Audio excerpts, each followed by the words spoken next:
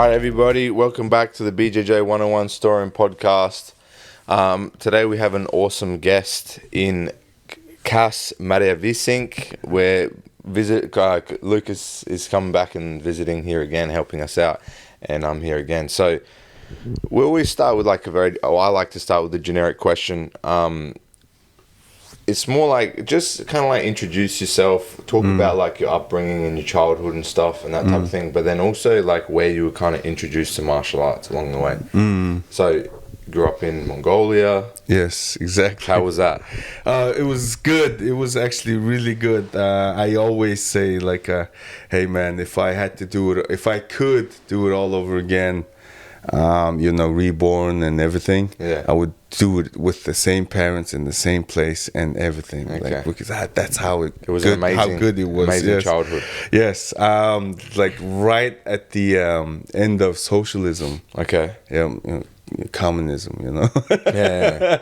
So 80s, Mongolia became democracy in 1990. Okay. And 1991, everything had changed. And how old were you at the time? What is it? 7, 6? Yeah. 6 or 7 years old. Okay. Yeah. I was just starting school. Yeah. Yep. So the childhood was really very good. Mom stayed home. Father's in the mining. Yeah. So he would always be traveling a lot. And when you have mom at home, it's just the best childhood in my opinion. Yeah. Might not be best for her, but it's all out of love, man. They're happy. No, she was definitely happy, but a lot of sacrifice there is all. Of course, man. That's a part of life, though. Life is sacrifice, man. Especially mothers, they sacrifice a lot for their children and their family. 100%. And she was she really did.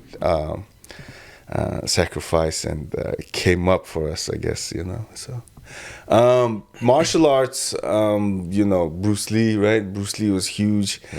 All the kung fu and karate movies, but I was never a martial arts guy, I guess, Did you play other sports though? So like, let's say you're 6, 7 years old, communism has ended. Are you playing sports at school now? Or you just play on the weekend, soccer or something? Like, what do you do? Yes. Like? So very active guy, like growing up, very active. There's in Mongolia there's the areas where the houses and stuff like are in the how do you call this? Not developed area. Okay. Almost like I don't want to say favela, but like a slum type. Almost like a slum. But I don't want to say that because there's no ghetto. It's not really ghetto area. Ghetto, It's not really it's not really poor. It's just undeveloped. It's just people just live there. And then it's just fences. Yeah. Bunch of fences everywhere, like the fences made out of woods and stuff. Yeah.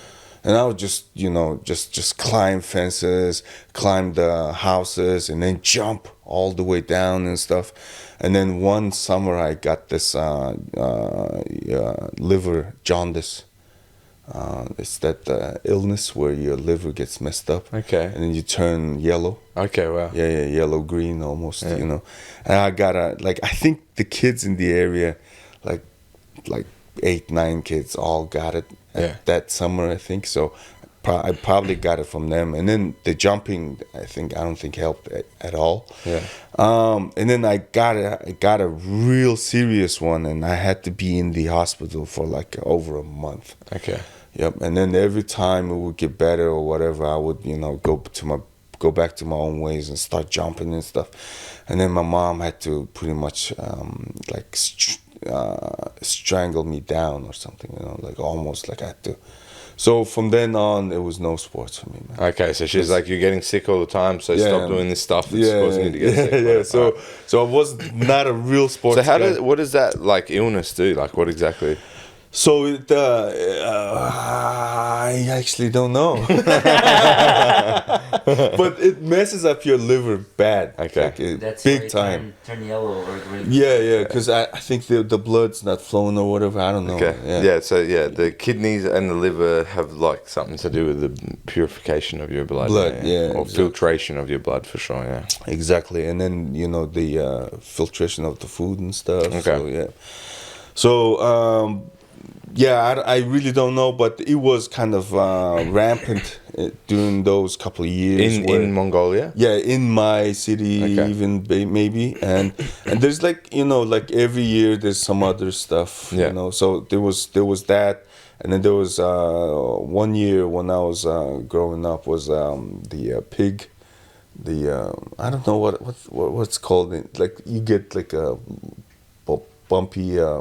Either here or there, like the glands, like the So there's another one of those contagious ones where you kind of get this, and then I got that as well. So like it's like every couple of years there's this outbreak of something, right? And I would get it. So it was like swimming. I that's what I did like throughout, and then the bicycles. I would ride bicycles. Okay, like competitively or just no, just just fun. Yeah, exactly. So, what about the swimming? The swimming was competitively, or was it just like jumping? No, just lagoons and everyone else is like training and stuff. I would be playing in the corner. Okay.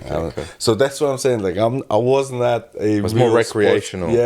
Not a sports guy really. And the other funny stuff, it probably will halt the conversation to a stop. Why? Screeching stop. But the other funny stuff is I hated the wrestling, grappling. Okay, really? Just hate it.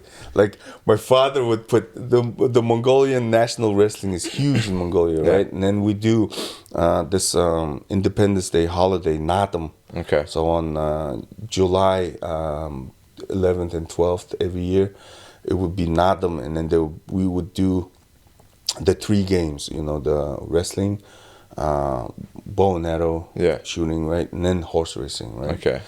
And it's once a year, so my father wants to watch it, and then I would go crazy because I didn't want like watch on TV. Exactly. My father wants to sit down, have a good time. I would go crazy, right? Like, I don't watch this. No, not like that. I can't do that, right? No, but just in my own way, I would be like, I don't want to watch this. Okay. And then all of a sudden, the more I grew up, all of my friends and associates was becoming like either a judo guy or a wrestler, or a Mongolian national wrestling wrestler, I guess. And all we started talking about is just wrestling and just the sports in general. And that's when I kind of started growing into it. And then I would start. How old were you at this time? 25. Okay, so like later. Yeah. So all before that, not interested. This is boring, weird. I'm not interested in this. Just something else. Like, was Mongolia considered like a third world country at the time? At now even yes. So it's considered a third world country. What was like the national sport? Is it judo? Is it like Mongolian wrestling, or is it? No. That's a good one. That's a good one. So any kind of grappling, wrestling, we are into it. And I guess first ever Olympic medal was a silver in wrestling. Okay. Back in the 60s. Yeah. And so actually, that guy would have been famous. Yeah. So this is Hakuho. Okay. Yokozuna Hakuho. He was the grand champion in sumo. Just retired. So his father, Munkpat, Jigjit Munkpat, he was the guy who got the first Olympic medal, and then he would be the 5-time Mongolian national wrestling champ, and just huge guy all over, right? And then his son, when Hakuho first went to Japan to pursue sumo, nobody wanted him because he was this just lanky, didn't have the right body type. Underweight, all of that jazz, right? And he was like, he tried with different schools and whatnot, and nobody wanted him. And then he actually was ready to go back home. And then in his own words, he gave this interview, and then in his own words, he was like, I'm gonna go back home, and I'm gonna train, and I'm gonna get the first gold in judo. He thought in his mind. And then he actually had bought gifts and stuff for mom, because he was trying to go back home, right? And then like the last day, one of the Mongolian sumo guys that were in sumo at the in time, Japan. he knew of his father. He knew his story, so he like brought the kid to a stable, and then be like, hey guys, you need to take a chance on this kid, because his father is this huge guy, you know, in wrestling, and you know, you need to like consider him. And then they took a chance on him, and he just took off. He never looked back. He was, so he broke all the records. So for example, this one, it says 40. His commemorates his 40th victory. So they do this like 1 month basho. Do you know how sumo works? Like 1 month off, and then 1 month basho, 1 month off, 1 month. So it's like this tournaments. You know, throughout, right? And then you have to you know, have like to maintain your rating in certain ranking. You have to win like over a certain period of time. Like certain amounts of bouts during the month. So or else you get stripped of your ranking, and then you go down the lower levels and stuff. And then I remember watching in Japan on TV. Because it was like the month of that. So it's certain months and stuff, and then in certain cities. And then what were we talking? You were talking about his commemorating. They took a chance on him. They took a chance on this guy, and he became a monster. So he would, I think overall 45 wins. And then 45 wins means it's 45 months, like 45 big, like not 45 bouts. He won every month. Exactly. So he was dominating everybody. He dominated. Yes. And then it's a tough one, because like you know, longevity wise, any martial arts is tough, right? On your body and all that. So he was, I guess, you know, being a son of a big champion, I guess he, you know, had longevity in mind, I guess, from the get-go. So he would, when he would train and stuff, like people would, like these are like heard stories, like people would come out of the training, start drinking cold Coca-Cola and stuff, and he would be drinking like green tea. Like healthy. Like warm green tea and stuff. You know what I mean? Like, so he maintained his longevity, and then after, you know, he's later in his career, his like knees and stuff were all messed up. He had to recover a lot, miss a lot of bashos and stuff, and then at some point he was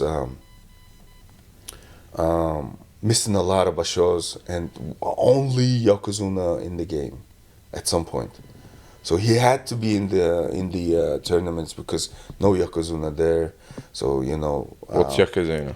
So Yokozuna is that, you know, the champ. Okay. Yep, the champ.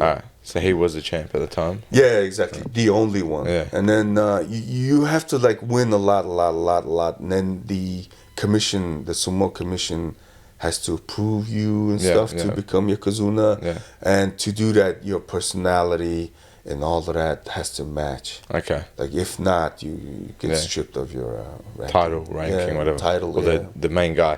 So just another question. It's more to do with like the Mongolian sporting and martial arts and stuff. Like, is that like offered in schooling, or does every father and like teach their kids? Like, because it seems to be like, you know, they're always doing well in judo, they're always doing well in wrestling, and like you're saying, this is the most focused on sports as any type of grappling, whatever. Jiu-jitsu now as well, there's a bunch of athletes that go and compete regularly at all the AJP stuff and, you know, world championship events and stuff. And there's, they always go in groups, and it's very tight kind of unit of people that operate. Like, that's something that I find really like impressive and admirable, is just how, like, man, like, even with the, like, there's a bunch of Mongolian guys here that will train here, but just how family orientated everything is and how close everyone is together all the time. Like, you don't really see that in a lot of the Western countries. So, like, what do you think, like, breeds that kind of culture? Yeah, so I think that really goes back to the I guess, you know, the differences between the East and the West. Yeah. And in the West, it's, you know, individualistic. You know, it's you know what I mean? Quite selfish, actually. Yeah. You know, it's just that different, right? Individualistic. I don't know, man. I wouldn't say individual. You're being too polite, man. You're being too polite, bro. And then in the East, it's that collectivist. You know, it's all one for all type. You know what I mean? And all for the country, all for the great. Exactly. The I think motherland, the poorest the country is, more people get together to, like, grow and improve as, like, person, you know. But also they're happy for each other to succeed, man. Like, it's only in, like, Western nations here where, like, people are unhappy or angry that you did well. You know what I mean? Like, you know what I mean? Like, if someone's in your village or in your town, in your city, and they do well, everyone celebrates the person, man. They celebrate this person. They're like, oh my god. Even Japan, which isn't a third world country, like, man, they celebrate people doing well. Like, man, they're so happy that someone from their place or their friend, or they know the person that succeeded. Man, here it's almost as if they're unhappy that the person they know, they're pissed off and annoyed that the guy they know did well, and you're like, what the hell is going on, bro? You're supposed to be celebrating this person. Upside down. I think that's interesting. But, like, going back to, like, the martial arts stuff, is like, is it, like, offered in all schools? Is there clubs everywhere? Like, how does it work? Because in Japan, like you're talking about with the sumo and stuff, sumo is offered in, like, PCYC. It's everywhere. Judo is the same thing. Jiu-jitsu is very different. Jiu-jitsu is more private. It's not funded or given for free. Like, for judo, you can do it at school, university. You can do it at what do you call it? Like, provincial clubs. There's clubs for it set up everywhere for you to go and learn, and it's quite cheap. To go and train jiu-jitsu in Japan is expensive because it's a private business, so they have to pay somebody. There's no government funding. There's no resources to help for jiu-jitsu. That's why judo is so strong. That's why sumo is so big. And, like, the other stuff is a little bit more niche. There's not as many people doing it because they're just alone on the money. It's hard. Similar picture, right? Whatever is prevalent, it's gonna get the government help, whatever. So judo and wrestling were big throughout, and you know, just because of the Olympic status, right? And then the national wrestling would be big because of the you know, how we kind of look up. But this is a different style of wrestling, the Mongolian the national wrestling. Yes, it is different. It has its own uniform. Yeah, I've seen it. Yeah, exactly. So and then you only have to, you know, just how do you throw the guy down? Yeah. You don't have to pin or nothing. There's no ground game. You just push him down onto the bottom. Exactly, and that's it. Yeah. And the uniforms, those are like it's. I think it's similar to tougher than gi. Okay. Man. Yeah. And then tighter than gi too. So, like, if you try to get your finger in, and the guy would you know, do weird, your fingers are. You can hurt your fingers. Yeah. Like if you watch the comps and whatnot, when they throw down the guy and then try to get the hands out, they almost, like, yank him. You know? Like, the guy is like, oh, because he wouldn't get out. It's tight. It's too tight. It traps the body. But, like, With this, like, do they have like actual clubs set up for everyone to go and train, or everyone just trains by themselves, like with each other? Like, how does it actually work in terms of the training? Yes, yes. So it's so back in the socialist days, right? It's like almost like a state program kind of thing. Okay. Like, you're told to go, kind of, almost. So it was everybody meets at this place on Wednesday night, and we all wrestle. Exactly. Back then. Yeah. So a lot of people still have that mentality where it's like almost if the government says so, you follow, kind of thing. Yeah. So it's still ingrained. So a lot of that is still there. But then there's that generation growing up is going to be different because they're free, more freer. They don't understand why do I have to do it because the government said so or whatever. So that's there. The question to where how prevalent is it? Yes, there's state stuff. There's local stuff, and Olympics 2008 Beijing Olympics. Yeah. First Mongolian gold was won in judo. Yeah. 100. I think it was. Plus 100. Yeah. Naden Dushinbayır. Huge day for Mongolia. August 24th, I want to say. And he won the gold. Like, everybody burst into celebration. It was just freaking, like, everybody was in the streets, just, wow. And then that same year, another guy wins gold for Mongolia in boxing as well. Okay. In the Olympics, or Olympics, in boxing. But because boxing goes throughout the whole thing, one bout every day. He only won his medal maybe right at the end. 8 days later or something. So his was like kind of. Not as big. I forgot about it. Big it wasn't the first one. The first one in the history was like just some days ago. So it was like.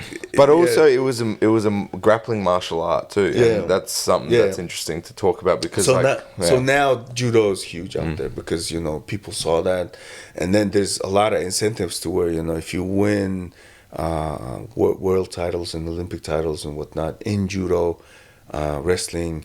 There's, the government would pay some salary for the rest of your life, kind of thing. Oh, wow. So, yeah. So there's that incentive there. After that, there's, those little programs that are there. Okay. Yeah, so the judo stuff and the wrestling stuff's building as they do better. They keep putting more into it. And that's very interesting. Very interesting. Yep.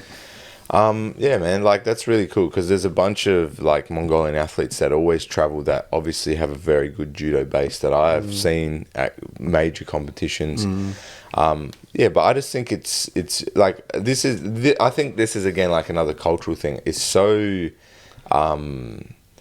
it's just so normal for them to like that. Most of them just encourage wrestling so much. Like I remember going to the tournaments and stuff, and they all go as a big family. Like the wife might be there, the husband's there. Then maybe the wife and husband both compete. They're both jiu-jitsu, judo athletes and jiu-jitsu competitors, and they might have 3 or 4 little kids. And the kids are going crazy, man. Like wrestling in the pool yard, like, and it gets heated, like it's getting serious. They're getting angry with each other. And the dad watches there like this, and he's like, proud that they're making force and bashing each other. Yeah. And then he goes back to whatever he's doing. But it's just funny how like they value, like it's like natural stuff. Like they might get angry with each other or hurt someone or punch one of them in the nose and give him a blood nose or whatever, and angry, and then they like settle down and he's like, hey man, that's too much, whatever. But it's not this like politically correct, like soft, like the people are gonna like die if you sneeze in their direction or whatever.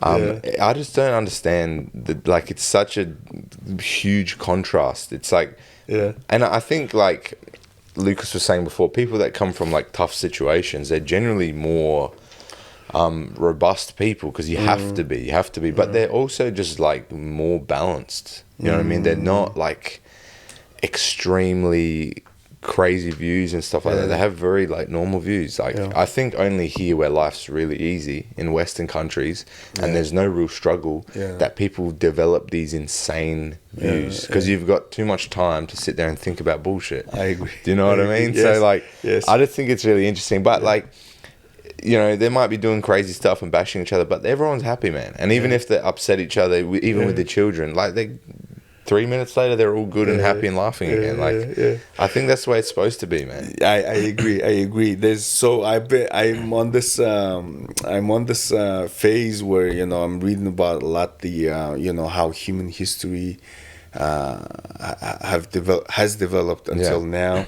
And then when we talk about history, we, you know, usually teach and talk about history. We usually talk about the last maybe 6,000 years. Okay. You know, not longer than that. Yeah. But we have been around maybe at least, you know, 1 million years, right? Yeah. But then, you know, maybe we can't go that far because there's no evidence. Yeah, there's no recorded history. Yeah. Exactly. It's tough. So at least let's just say that we have been around at least 500,000 years, you know, 500,000 years. Yeah.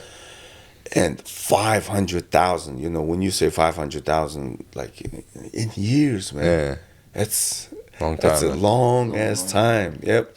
And then imagine we have been, and only 6,000 years of it is recorded. So exactly. And then we only talk about that. And then when you say history, we always kind of think, oh, that's history. But then if you start thinking in that 5,000 years terms, 500,000. Yeah. 500. Yes. Sorry.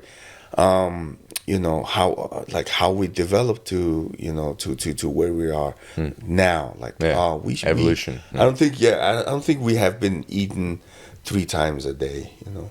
Yeah, maybe not. Who knows? You see what I'm saying? You know what I mean? Some people. Yeah, probably you're right. Like hunter gatherer, you would eat like, you know, when you got something. Yeah, exactly. You might go 2-3 days without eating and then eat a huge meal and then you're full for 2 days. Who knows? Yes. But like, I think you're right. Like we've got a lot of like views and ideas and beliefs based on like a theory, but like we don't really know that much to be honest. And also, not only that, like a lot of people's beliefs and views now are based on like you know, an idea like equality or this and that and like, look, man, life's always been unfair. And man, I was having this conversation yesterday with Tim and Jess, who's been on the podcast before, both of them, but like they were talking about like some of the stuff happening in the world, and you know, men and women and all this stuff, and it's like a bit of conflict, like in Western countries anyway. Like again, I went to Abu Dhabi recently. I've been to Japan. A bit like these countries don't have these issues. You know what I'm saying? It's only the first world Western countries that have issues that like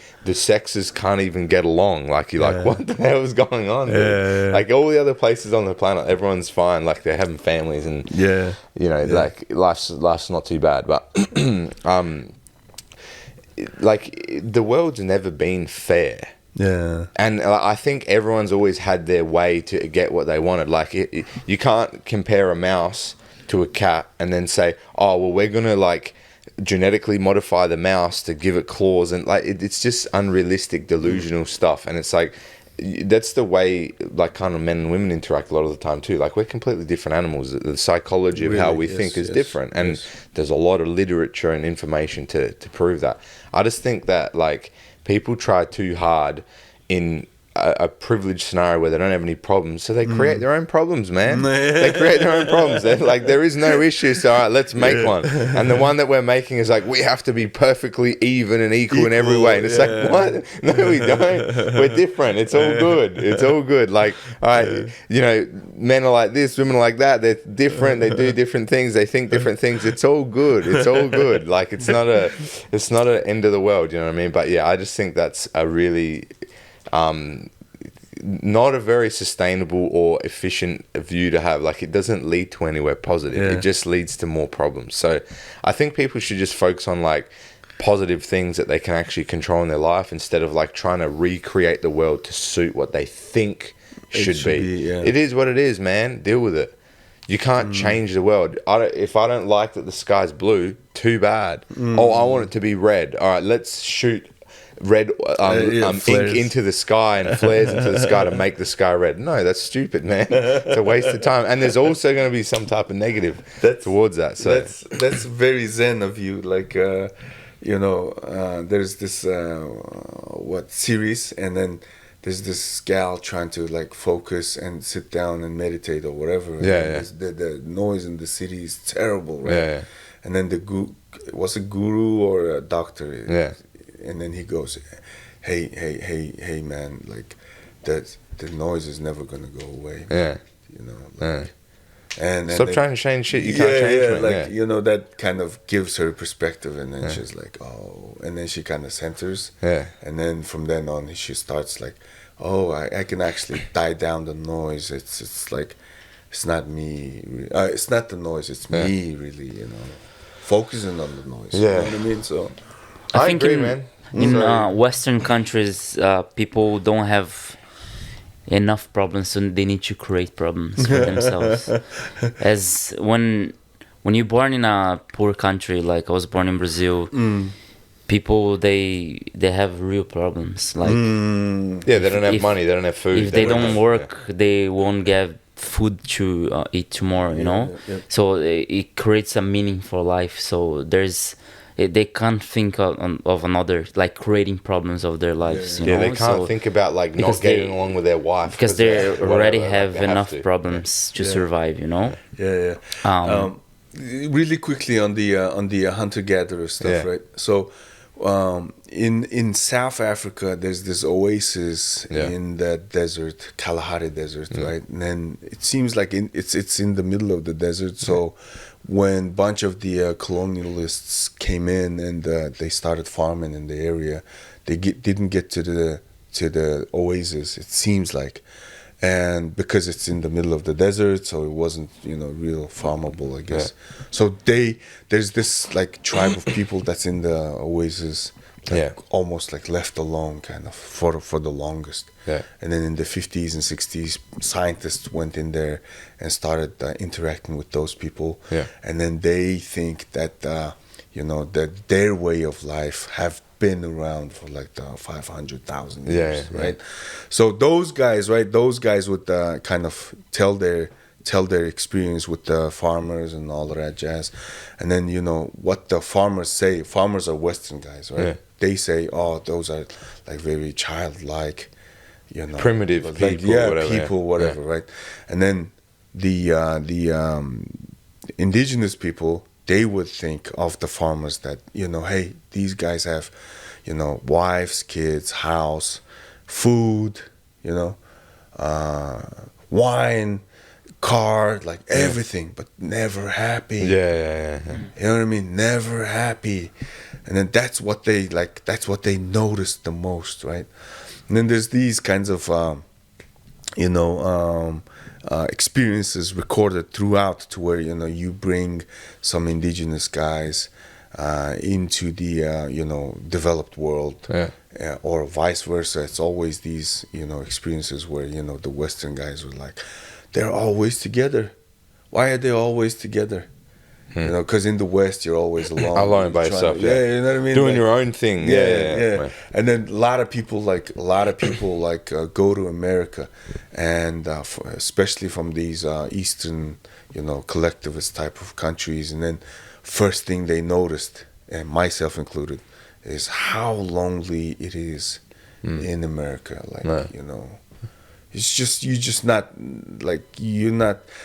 watch all these movies and all of that, you grow on that, right? And then it paints a picture for you, like you're always with your friends, you're hanging out, you're having a good time.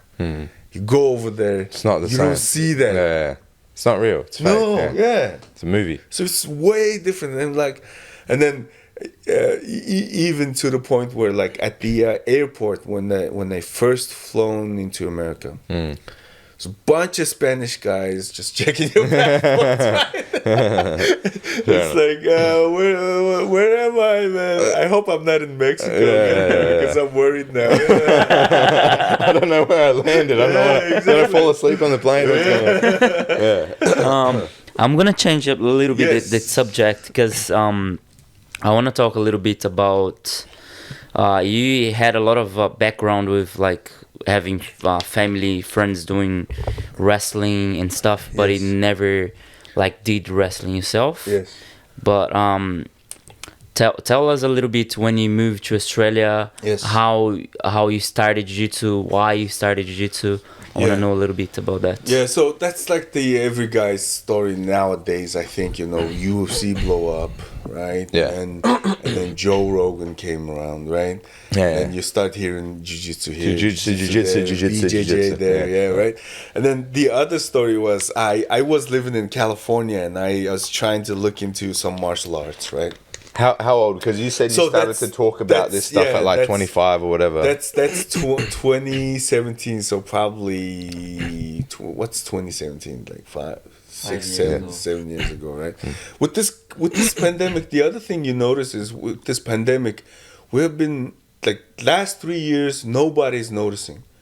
Like every time we think about something, and you go, oh, it was probably 2 years ago. No, it's 5 years ago. Yeah.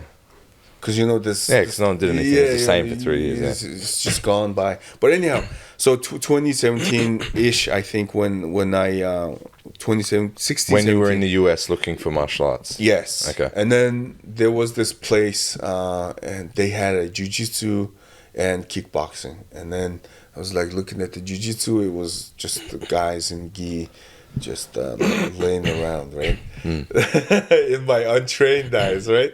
I don't think I have heard about I was big on UFC by then even, so it's just kickboxing for me, you know. And then I would go in there, kick the bags, punch the bags, and then work with the trainer on the pads different and combinations and stuff. Yeah. And it was nice, you know, kicking around and whatnot. So that was the first like close call. And then moved back to Mongolia 2018. Now I'm on Joe Rogan. I'm bigger on UFC, and you know, just trying to learn the sport of BJJ because it looks like a lot of movements going on, and I love the you know. Was there jiu-jitsu in Mongolia at the time or not? Yeah, exactly. So there was this. The club. So he has his father, the big champion, had a school. Okay. So they kept the school around, and that school has, you know, Mongolian national wrestling, judo, yes, exactly, and then maybe karate, I think, and then jiu-jitsu. Brazilian jiu-jitsu. They were starting jiu-jitsu there, and one of the 2 or 3 clubs at the time in Mongolia. And I go over there and, you know, just like 3 times, I think. And then I was like huge. I was very fat at the time, right? Real American fat. Okay. Cheeseburgers every day fat. Yes, cheeseburgers 3 times a day with chips, you know, the fries. Yes. No, the chips in the bag. Yeah, crisps or chips. Yeah, yes, they call exactly, crisps. Exactly. Yeah, crisps down here. Yeah. Yes, it's chips out there. Yeah, chips here as well, but yeah, I some know, people right? say Yeah, crisps. exactly. Yeah. So anyhow, do that, and you know, they would like the instructor would. The professor would show me like a smaller guy, like, hey, you know, get out of his guard. Right? I don't understand the word guard. Like, you know, what is it? And then he's like, yeah, get out of his legs. And I'm not getting like, what do you mean get out of the legs? But you don't do that, right? You just go and do whatever. So I get in the closed guard, and then I'm trying to get out. Like, I don't know what to do. The guy like looks small, right? And I'm like, this guy, you know, I'm probably just push him down and get out. No, it doesn't happen that way, right? And he's manipulating me, and you know, maybe 20 seconds I'm gassed, right? Right? So yeah, the professor was like, yeah, man, start working on the basic moves, and it's this you know, just rotating around, and, you know, just solo drill. Right? Yeah. And you know, I was really into it, and you know, sweating a lot, and moved down here, met Munksuk, and the first thing I noticed is his hands. God damn it, the jiu-jitsu hands. Yeah. Yes, and I'm like, do you grapple? It's like, yeah, I do jiu-jitsu. I'm like, oh, wow, whoa. And then he's like, oh, you into it? Yes, I am. And then he's like, yeah, I will take you to our open mat. and rest is Rest is history. Yeah. Rest is history. 3 years. Yeah. 3 years now. Yeah. What's your experience been training at like the different gyms? Like, what have you noticed? Like, some gyms, like every gym is different. You know what I mean? So, like, what would you say? Because we have this question a lot for people that like you're kind of more like, you know, confident. You went out and found a gym and started, but a lot of people want to do it. They hear, they listen to Joe Rogan, or they like, you know, listen to this or that, but they don't know how to like get there. They're kind of like worried, like, oh, I don't know. So, what did you do? Like, how did you just go there and do it? Yeah, no. So that's a very amazing question, because a lot of the other sports actually have a lot of egos, or, you know, like you show up brand new, people make fun, and you know, really, a lot of other sports are like that, right? Like, you try to play basketball, and then you're not good at it. People would give you a lot of, you know, grief, a lot of grief, make you man. feel bad, and then you don't want to go back the next day because they, you know, they singled you out or whatever, right? Jiu-jitsu wasn't like that at all. Like the guy who I was in the close guard of, he wasn't like, oh, you dumbass or whatever. No, he wasn't like that, right? So he was very egoless, to where, you know, I was like felt very welcome to be in their presence, right? And then the other thing, the difference between the gyms, I think the difference between Mongolia and here is, in Mongolia it's like 2 hours, 3 hours sessions, a session, and then an hour of drilling and you know, the running. That's around. that communist system coming back. Yeah, man. exactly. Get it done. Get it done. Be good. Like 20 guys just running around, just roll in and just, and that's different, you know. And then I come here. It's again, this is more serious hard work. Here it's more like, I would like, my neck's a bit sore, my back's a bit sore. I need to do this. Can I skip the warm-ups? I want to skip the warm-ups. I'm not doing 2 hours of warm-ups and shoulder rolls and getting thrown. Exactly. Over there, it's like, if you die, you die, man. If you die too bad, there's another guy ready to fill your spot. We'll just roll you over and then roll and wipe the mat a bit. Next one, let's go. So it's a bit more serious there. So it's yes, in that terms, and people are physique and the bodies are way more chiseled than what you would find here in Western countries in general. Over here, you know, you see chiseled guy or whatever, it's always rugby. He's coming out of that rugby, and you know what I mean, or bodybuilding, right?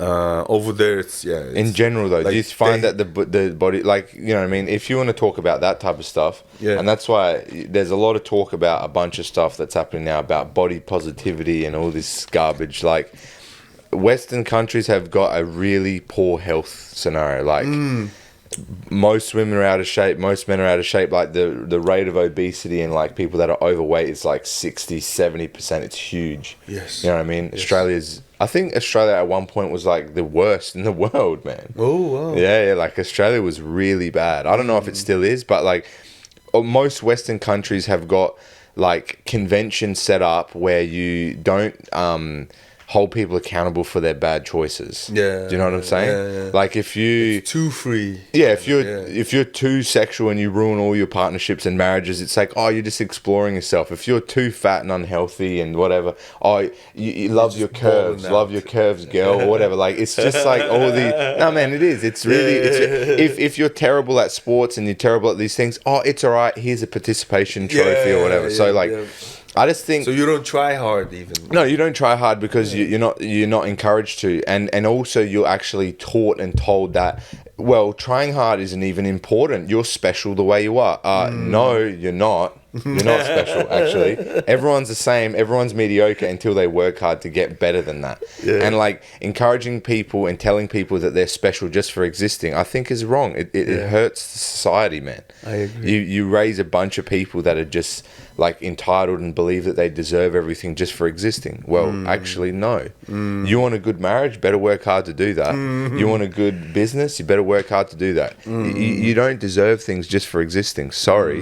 Whoever told you that that has damaged your life, man. I think it's really dangerous, man, seriously. And like even just to do with the fitness stuff, like I think you will find that the majority of people are generally healthier and fitter in most other countries. It's in Western countries where things are so easy. And you know how you said like everyone's unhappy all the time? I talked with Eddie Foster, who's again, he's been on the podcast before the other day, and he was talking about like dopamine and like so dopamine's a driving force behind everything you do because it's like it's the chemical that makes you feel good, or it's how it's also what drives addiction and stuff like that. But like what used to happen is like you would feel like things are slow, or I'm hungry or whatever, and then like I'm hungry, I need to get food. So you would go out and find food, you'd go and catch an animal or whatever, and you'd have a huge dopamine spike. Yes. Because you've done something active and interactive and I'm chasing a gazelle or whatever, and you kill it and whatever. And then you have a low moment of dopamine where you drop back down, and then you become, because of the high of the dopamine, it's like drugs. It's the same thing as drugs. It's just a chemical reaction that is naturally occurring in your body instead of taking a substance. Yep. And then on that low, you go, oh shit, I feel low, I need to do something. So dopamine motivates you to go and take action on things, whether it's about food, about whatever. Now, the problem with what we do now is we don't actually have to do anything. Before, you had to do something to get that dopamine spike. Yes. You used to have to go out and talk to the girl. You used to have to go out and find the food. You used to have to go out and challenge yourself in a competition or whatever. You don't have to go out and talk to the girls anymore? We'll talk about that later. Because I'm out of the game, guys. Okay, all right. I'll explain what I'm talking about now. I'll explain what I'm talking about now about dopamine. No, just kidding. But no. Like you're right. Most guys don't do that anymore. So the problem is because everything's so easy, or you can fulfill that need with something else. So if you're hungry or you feel bad, you just get a box of ice cream and you eat the whole thing. Yeah. Or if you feel bad, you're like, oh, I feel low. You get that dopamine spike whenever you feel like it, but you didn't have to do anything for it. Yeah. So like we're talking about the participation rewards and stuff, you keep rewarding people for not doing anything. And what that does is actually continually drive people's motivation and drive down. You don't help them, you damage them. You're making them less and less motivated because you keep rewarding them for doing nothing. All right, you can't reward yourself or other people for not achieving or doing things. All right, it actually damages people mentally really badly. So, and to do with dating, it's the same thing. Like before, to find any amount of sexuality or sexual access for guys, they used to have to go out and find that in the world and then be attractive enough to attract someone of the opposite sex. Now they don't do that. Guess what they do? They just sit down in front of their laptop, type in whatever they want, and there it is. And you might think that it's not the same thing, but your brain doesn't know any different. It's still sexualization. It's still the same stimulation as sex, because you're seeing sex. All right. So now they don't even have the motivation to go out and meet somebody or find somebody, because they can just access sex through any type of online thing or device or whatever. And it's no different than anything. Like most, you might know a lot of girls or whatever that are addicted to Instagram. They're addicted to attention, and all they put on there is bikini photos and blah blah blah, or just like, oh, I'm amazing, my lifestyles are crazy, oh yeah, party, and they get a bunch of attention, people liking and messaging them or whatever. But it's also like rewarding themselves for not doing anything. Like they think that all of that attention, which it's peacocking, it's the same as female animals or male animals and other things. They attract the opposite sex to find a mate. Well, now what happens is they attract all these people, but none of them want to have a date with them. They just want to have sexual access. So it's like you keep rewarding yourself, and people are rewarded for things that don't lead to anything positive, and they don't actually, there's no goal. There's no final goal to it. Do you know what I'm saying? Because you can just fulfill that need with other things. You fulfill that need with buying food because you feel bad. You fulfill that need with watching sexuality on the internet because you feel aroused. You fulfill that need of attention and affirmation from someone you find that's like a man that maybe that they would potentially want to have a relationship with, that men don't want to have a relationship with anymore because they keep advertising in such a sexual way. So I think people are fulfilling a lot of needs just to feel that dopamine spike because they don't do anything anymore. Yeah. Like, people don't do difficult stuff anymore. That's why, like, these people that are training in Mongolia that train for 3 or 4 hours, man, they have a huge dopamine spike, Yes. and then they come down, but they're working hard to have that dopamine spike. They're not sitting at home, getting it from playing video games and then feeling unfulfilled in life, because you're still having those peaks and troughs of what life's supposed to be like, ups and downs. You talk to any person that's successful in the world, they talk about how they had so many setbacks and they had to overcome this. That is a normal trajectory towards life. The problem is people don't want to go through that anymore. I just want to feel good all the time. I want to feel comfortable all the time.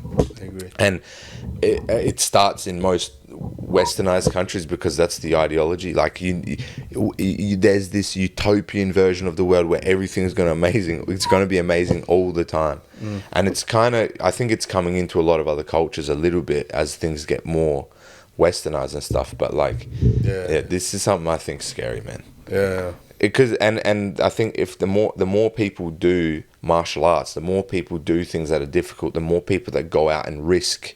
Nobody wants to risk anymore. Do you need motivation? Do jiu-jitsu. Yeah, exactly, man. But it doesn't even have to be that. It could be relationships. It could be going and seeing the person that you're scared to go and see and have a date with them or whatever. But the point is like, people don't risk anymore because it's scary, it's fearful, it's whatever. No, you're supposed to risk. That's a part of life. Having a relationship is a risk. Doing a business and it failing, that's a risk. Getting injured doing sports is a risk. But these are all necessary things for you to go and have a fulfilling life, man. Risk and do things. I don't mean go crazy. I don't mean like go out, get shit-faced, do a bunch of drugs and punch people and go to prison. I'm not talking about that type of risk. I'm talking about like controlled risk. Everything's controlled risk to some extent. You can't control everything in life, and it can't feel amazing all the time. And what I think happens now is people are so afraid of failure and looking bad and all these types of things that they don't commit to things anymore. Someone will do jiu-jitsu for a month and they don't get the blue belt that they wanted, so they quit. They go to and there's people here that are good, that were coming up, like they're doing well, they get a blue belt, they get a purple belt, they do this, they go to a comp, they lose, they quit jiu-jitsu, man. Because I don't feel good anymore, because this made me feel bad. Or they have a relationship and they argue 2 or 3 times and now like, oh no, this person's evil, go and find somebody else. And it's like, you can't get to a point where you have fulfillment if you just change up everything all the time because it feels bad. Do you know what I'm saying? You're supposed to feel bad and you're supposed to feel good, and it's supposed to oscillate. And when you feel bad, that is an indicator. Because again, I like to talk about things in very pragmatic ways. Like when you do jiu-jitsu, there's function for everything you do. When you're tight to somebody, when you're controlling somebody, like when you create lots of connection, what's the function? The function is to control and manipulate somebody else. And when you disconnect from somebody and you're loose from their body and there's not a lot of tension, what's the function for that? To reposition yourself to a better position. And that you can have a look at the same thing to do with feeling good and feeling bad. When you feel bad, that's an indicator to change your situation. I'm not happy about my physique. All right, you get healthier. And then you get healthier, and then you find something else you don't like. I'm not happy about my job. So then you adjust and improve your job. That is the function for feelings. Feelings have a function. What I think people do now is they're not conscious about the function of themselves or their feelings, and they just do random crazy, like impulsive shit to try and feel better again. So not happy about the body, but then eat the cheeseburger to feel better. To feel better, correct, exactly. And that's what happens. And again, that comes to dopamine. But everything's about feelings now. Feels over reals. You can tell the person, hey, dude, if you want to feel better, you stop eating cheeseburgers and do jiu-jitsu and whatever. But if you tell this person now, they're going to get upset. They're going to get angry. They're going to get like pissed off and frustrated. The other thing is, it's a theory, right? So in the Western world, the marketing and media is huge. 100%. So they're it's propaganda, it's brainwashing, really. So exactly. So their biggest function is to make you feel terrible. To So like, for example, hey, expensive trip. You go there to feel better, right? You go there and your life that's the adventure of your life or whatever, right? Always chasing something more. Yeah, or buy this Mercedes and then your friends will be better, whatever. Yeah, or people will look at crazy, whatever crazy idea it is. thing right there, right? That's called chasing the dragon. I'm pretty sure that's like a drug use term. So like chasing the dragon is like people can never have the same experience as their first high. Their first high is so intense and so amazing that every other experience after that is to try and recreate that. And the only way to try to recreate that is continually look for more. And do more drugs and get more money and have more sex and get more attention and get more. Feel more dopamine high, feel more. And the problem is that doesn't actually work, and it's not sustainable, and it's self-destructive. And again, like you're saying, we're marketed to do things exactly that way. It's not about drugs, but it's about buying the house, going on the trip, finding the new girlfriend, the younger, tighter, hotter, whatever. Like, or the female find the guy that's got more money and more status and is cooler and whatever. That's also a part of human nature. There's human nature in that. Men want this, women want that. We're biologically drawn to things. But the thing is like, you keep promoting to people that you're gonna feel, you have to feel good, you need to feel better, No. You feel bad and then you feel good. And when you're not happy, you change your situation and you feel bad again and then you feel good again and you feel bad. And that's a process to life. And trying to run away from that is self-destructive. And it leads to really shit spots. And that's why people quit jiu-jitsu, because they don't get the result they want. And that's why people leave marriages and destroy their kids' lives, because then they don't feel good anymore. You're not supposed to feel good.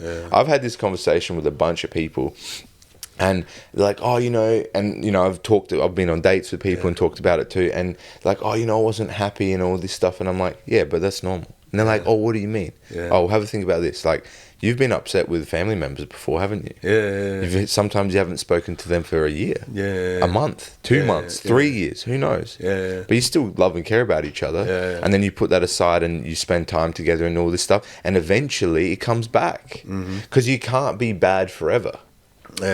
You might be upset with them for a year, and then it comes back, and now you're happy again.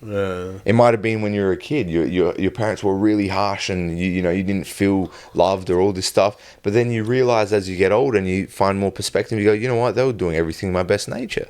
And then there's other people that had the best, amazing, most loving experience with their parents. Their parents gave them everything they wanted, but now they're resentful towards their parents because their parents pretty much formulated them into like an entitled sack of shit. And now they're like angry with their mum and dad because their mum and dad didn't like push them in a direction that was actually beneficial. And it's like, dude, like feeling bad and happy and all this stuff is just a momentary experience. It could be for a year, it could be for 10, it could be for 3, it doesn't matter, but it can't be all one way forever.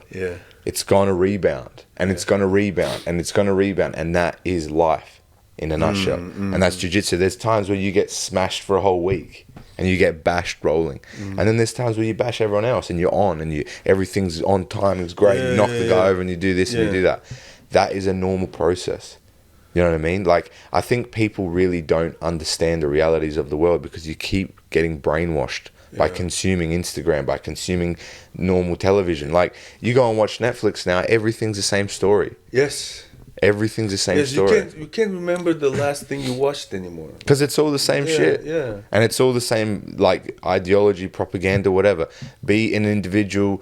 They don't promote family and stuff like that. They keep promoting people to be individualized and, like, focus on yourself, do your own thing, go out there. A lot of the time, men are weak now. They're completely pathetic in most of the movies. They cry all the time. They're completely emotional. And the women are the heroines and they destroy everyone and beat the shit out of 58 people and all this stuff. And it's like, it's just the same. And you know what's actually funny is, like, if you talk about Marvel and all this stuff, like, a lot of their movie sales and stuff are going down a lot because it's the same, like, story told over and over and over, and people are like, man, why are you destroying all these characters that everyone likes so much? Why is Batman a bisexual now? What happened? How did that happen? Why has he got purple hair and he likes men as well now? What the hell happened? What's going on? It's like the only reason pandering to, like, everyone's amazing, everyone's lovely. No, there's reality to this. I just find it funny because I noticed a lot of this stuff from just traveling a lot. Yes. Like, man, I was in Abu Dhabi, a couple of weeks ago, and you see like guys that are in normal positions that are a cleaner or they work as a server at a restaurant or whatever, but the guy's married to a decent, respectful woman, and they got 3 or 4 kids, and they're the happiest people ever. And they don't have a lot of stuff, man, but they're happy because they got meaning in life. He works hard to support her. She might work a little bit, but looks after all their children, and like they got their purpose, they got their stuff, they complement each other, they fit in well and whatever. Yeah. What's happened now, if you talk about like the division between men and women here, it's like they don't need each other. Yeah. They don't need. They don't, she makes her own money. He makes his own money. He can get sex everywhere because everyone gives it out liberally because we're a liberal nation. Yeah. And then like, what do you need from each other? Or the guy's addicted to porn because he just needs the dopamine hit or video games or whatever. So, like you said, everyone has like a cope. To fulfill their dopamine hit or fulfill their ups and downs in life. But the way people go about it now is very self-destructive. It's not positive at all. It's not working out and working hard and building a business and building a family. It's drugs, alcohol, porn, attention on social media, this stuff. Like, this is what people use for their dopamine hit now. It's not real life stuff. It's not building connections with other people, networking, building a better life, interacting with people, traveling, doing all this stuff. It's this stuff. And it's really, and you said something before, it's like, oh, guys don't go out and talk to women anymore. No, they don't. A third of men are sexless in Western countries, in the US particularly. That's not the same for women. Women are having more sex than they've ever had because it's liberation. It's like, do whatever you want. I know this is not really like a jiu-jitsu kind of conversation at this point, but the point is it all comes back together because like you need to get control over your life. And how do you get control over your life? By having the ups and downs of dopamine, by understanding that feelings aren't the only thing in life. And I think jiu-jitsu teaches you that. My perspective and the understanding that I have is coming from everything to do with jiu-jitsu. The training and the learning of your own emotions. Because when you first start training, man, you get angry at people and you're pissed off and you're like, fucking screw this person, he just swept me, like, ah. And then you go like, hey, that shit's not helpful. Me being aggressive and coming back and trying to bash the person doesn't actually help me do better at jiu-jitsu.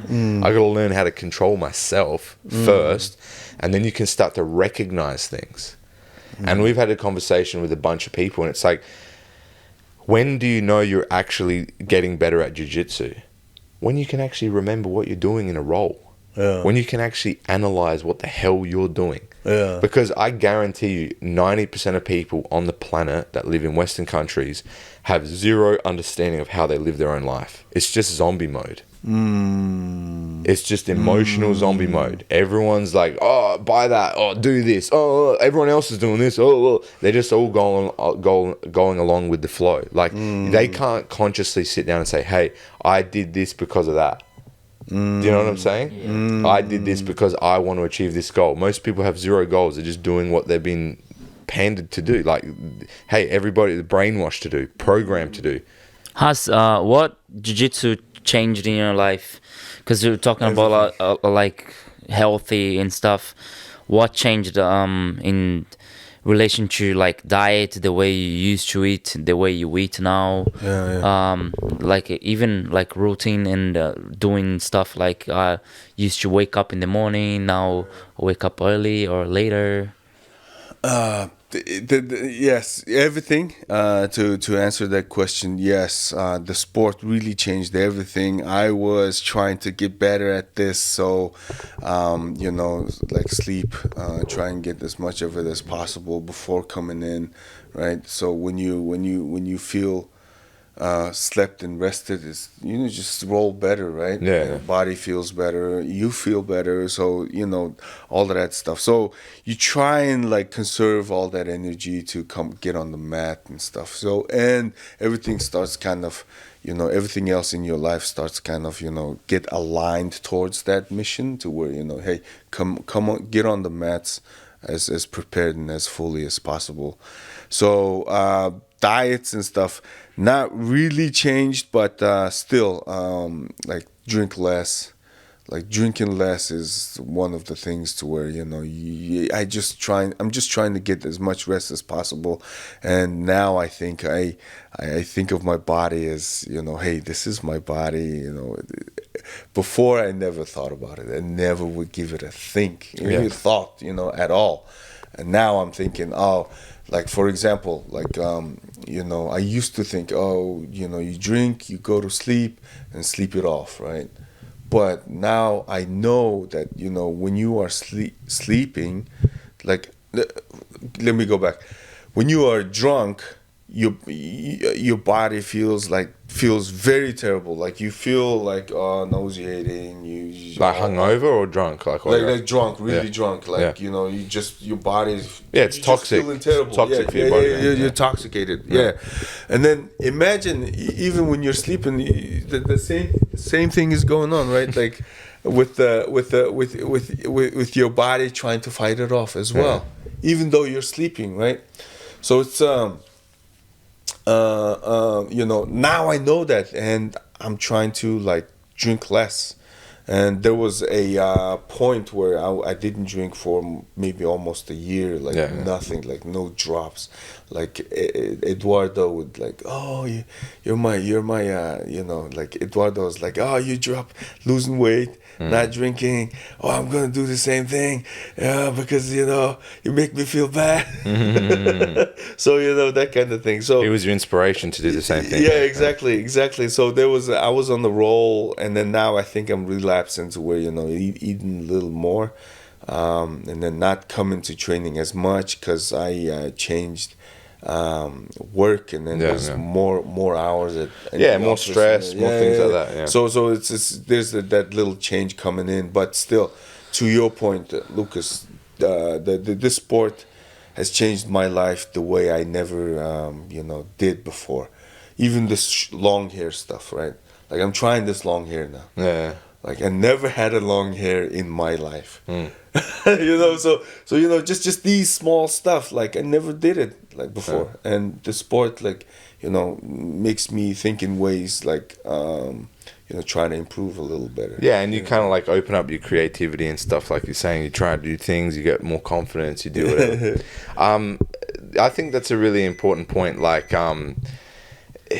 jiu-jitsu changes so many different things in life, but I think like the things you're talking about improving is it just gives you better perspective in so many different areas. It does. You know what I mean? It does. Like you recognize, oh, your health's important. You recognize like, oh shit, man, I'm feeling better now about myself, and there's a balance to life, and got to eat right, got to sleep well. And I've talked about this before, but like it all comes from action. Because if you just sat there and thought about changing, you don't do anything. Exactly. But when you throw yourself in the deep end and you force yourself to change, because if you drank all the time and tried to do jiu-jitsu, it wouldn't work. You'd throw up, you'd get sick, you'd have all these problems. So you have to change because of what you're doing. I've got to head downstairs because I've got a private session, but this was a really good chat, and I actually want to continue a little bit more, but I ran out of time. So Khas, thanks so much for coming on. I really appreciate sharing everything. I would like to talk a little bit more about Mongolia instead of me just ranting about society and how horrible people's choices are, but we're going to have to kind of cut it short. All right, guys, you guys want to say anything else to close out? No, that's it. Thank you very much. Thank you so much for coming on. Really appreciate everything. And man, monster. The monster, the blue belt that's coming for everybody. Watch out. Thank you, guys. All right.